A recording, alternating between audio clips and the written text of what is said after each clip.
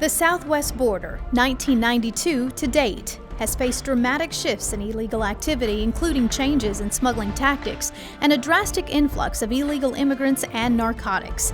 Agents with the U.S. Border Patrol have adapted.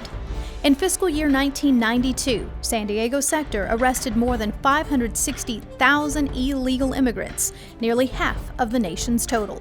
On a daily basis, agents face orchestrated smuggling schemes involving hundreds of foreign nationals rushing simultaneously into the U.S. Although the San Diego sector is responsible for only 60 miles of border, it was the most active corridor in the nation for migrants during this era. To combat the influx, San Diego employed a strategy that increased manpower, utilized intelligence, focused prosecutions, technology was advanced, and tactical infrastructure was improved by adding fencing, all-weather roads, and stadium lighting. From fiscal year 1992 to fiscal year 2010, apprehensions fell by nearly 90% to less than 70,000. In 2015, San Diego sector continued its success with apprehensions just over 26,000. Shifting east, also in the early 90s, El Paso sector thrust into the national spotlight with apprehensions above 200,000 a year. In 1993, Operation Hold the Line, formerly Operation Blockade, was implemented, marking a deviation from previous approaches to border security, where the focus was on apprehensions after migrants had illegally crossed the border. On this side of the bridge, Border Patrol agents prepared for what they called a very volatile situation. More than 50 agents moved in and blocked the bridge. Gary and Estella, all day long, Border Patrol agents were dodging rocks from angry protesters. The operation and subsequent national strategy called for the forward deployment of agents and technology to high-traffic areas. Focusing on prevention through deterrence, the strategy proved successful, and apprehensions decreased over 70% from 285,000 to 79,000 in 1 year. And in 2015, 14,495 apprehensions were made in the El Paso sector. A few years later, traffic shifted to Tucson sector. Leading the nation's apprehensions in fiscal year 2000 with more than 600,000 arrests, agents dealt with a rising number of assaults and vehicles attempting to evade law enforcement at high rates of speed, endangering both the public and the migrants. In 2010, 251 migrants perished in the harsh mountainous environment due to being left behind by their callous smugglers. With an increase in manpower, improvements in technology and intelligence, Tucson sector deployed forward operating bases and improved tactical infrastructure with fencing and vehicle barriers. From fiscal year 2000 to 2015, apprehensions dropped by nearly 90% to 63,400.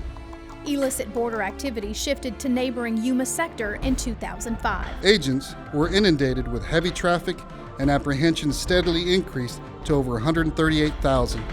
For 3 years, Yuma battled entrenched smuggling groups for control of the border. Mass incursions often left agents outnumbered 50 to 1. Agents were assaulted with rocks and weapons daily. In 2005, more than 2,700 vehicles crossed the Colorado River and open deserts loaded with migrants and drugs. Callous smugglers had no regard for human cargo and refused to stop for agents, causing serious accidents and numerous deaths. To mitigate the surge, Yuma tripled manpower, deployed mobile surveillance systems, increased prosecutions, collaborated with state and local partners including the government of Mexico, and added fencing, all-weather roads, and vehicle barriers. By 2009, Yuma apprehensions fell by nearly 95% to just under 7,000. Yuma sector has been able to sustain its reduction in apprehensions with 7,142 apprehensions in 2015. International and national headlines shifted the focus on the Rio Grande Valley sector in 2014, as more than 255,000 migrants were apprehended, marking what DHS called a humanitarian crisis. Station holding cells and sally ports were stretched beyond maximum capacity.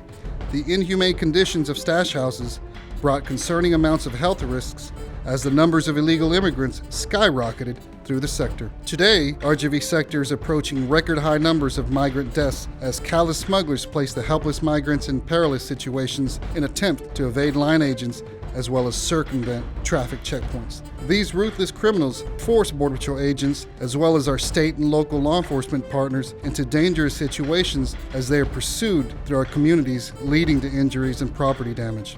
When an immigrant does survive the journey, they are oftentimes crammed into deplorable stash houses at the smuggler's mercy. To help mitigate the evolving threats, RGV sector is employing innovative enforcement techniques, enhancing situational awareness through the deployment of technology, collaborating with internal and external partners to address both criminal and humanitarian issues, and leveraging international partnerships. The South Texas border is now the focal point of border security.